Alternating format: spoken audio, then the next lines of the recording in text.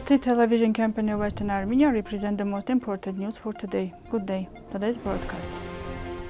Some journeys can only be made with inner peace, and the memory of it within child can never be healed. Stefan Margosyan. Eastern Armenia Distorts history. Oskanyan explains place names. The legality of the Moscow Authority is highly debatable. Statement of Gardman-Shirvan-Nakhijevan Union. Britain's support to Artsakh.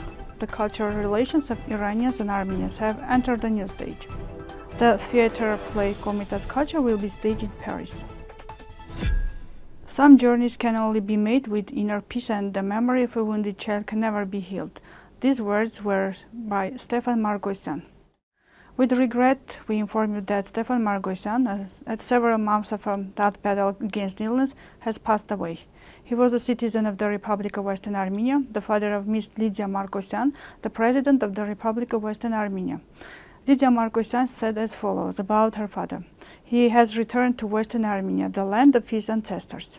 The story of Margosyan family is presented by a relative of the family and describes the journey of Margosyan family from Western Armenia to France. The Margosyan family was one of the Armenian exile families who, as a result of the genocide committed against the Armenians by the young Turkish government, were scattered around the world, suffering many difficulties on the way to migration. We want to better understand the origin of this family, which formed the personality of our president, Lydia Margosyan, at the very beginning, and it was Western Armenia.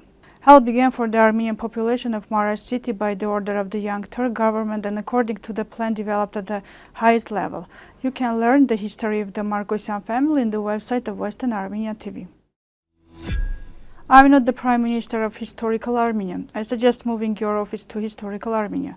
Nikol Pashinyan said during a question and an answer session with the government in the National Assembly of Eastern Armenia. It is appropriate to remind the leader of Eastern Armenia that it is real that he is not the Prime Minister of Historical Armenia, but he has no right to break the borders of Armenia. It is appropriate to remember some historical facts. January 19, 1920, during the Paris Peace Assembly, the Supreme Council of Allied Powers de facto recognized the independence of Armenia. The co-chairman of the Armenian Joint Delegation invited Boghos Numbar and Avetis Aharonyan to the Paris Peace Assembly and officially informed about the recognition of the Armenian state. In response to the demands presented by the Joint Armenian Delegation, the Supreme Council of Allies made the following decision. The first, the government of the Armenian state is recognized as the government. Second, this decision does not predetermine the issue of the borders of Armenian state. May 11, 1920, during the San Remo Peace Conference, the Supreme Council of the Allied Powers, de jure recognized the independence of Armenia. The following action preceded the signing of the Sivas Peace Treaty. In 1920, on May 11, the Turkish delegation was invited to Paris Peace Assembly, where the peace terms were presented to them. The delegation of the Armenian state was also among the Allied forces in the preamble to the condition of peace, which later became the preamble to the Sivas Peace Treaty. Armenia is listed among the Allied states. Thus, the independence of Armenia was recognized de jure. February 24, 1920, at the Paris Peace Assembly, the Special Commission of Determining the Borders of Armenia presented the report and proposals of the Commission for Determining the Borders of Armenia. Basically, it is the only legal decision regarding demarcation between the state of Armenia and the Republic of Baku. Article 92 of the Treaty of Sivas refers to Armenia's borders with its neighbors. Armenia's borders with Baku and Georgia will be determined by direct agreement of the interested countries. In the event that the interested countries will not be able to agree on the borders by the day of the decision referred to in Article 89, then the borders in question will be determined by the General Light Forces, who will also carry out the demarcation on the spot. Iranologist Vartan Oskanyan writes on his Facebook page, what if the names of the villages are Azerbaijan names? Those are Baghani, Sayrum, Ashaghi, Askipara, etc. So Ayrum is a well-known genetic name, and the representatives of that tribe appeared in the unified Armenian historical and cultural area of Baghanis very late during their wanderings from summer house to winter house. The word Ashaghi is translated from Azerbaijan and means internal, and Askipara, as a result of transliteration, also Askipara, is the version of Armenian Voskepar, distorted in the Azerbaijan language. So it means that it is Nerkin Voskepar, part of the historical and cultural Armenian territory of the same Voskepar, where in later Ayrums again appeared. The Gardman-Shirvan-Nakhijevan Pan-Armenian Union issued a statement referring to the Moscow Treaty of 1921. In 1921, on March 16, in Moscow, the Russian-Turkish Friendship and Brotherhood Agreement was signed, which, despite being a bilateral agreement, submitted an application to redraw the borders of the states that did not participate in the Moscow Conference and are considered de facto independent, which is an unacceptable step from the international legal point of view. The agreement between these two aspirations was fatal for Armenia, which was already Sovietized at that time.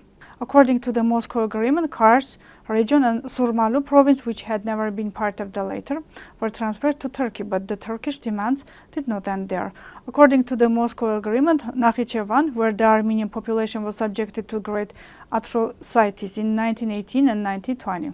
During this period, by the Turkish-Azerbaijan regular and irregular troops and armed groups, it was handed over to Baku with the status of an autonomous republic under a condition that this patronage will never be ceded to another state, that is, to Armenia.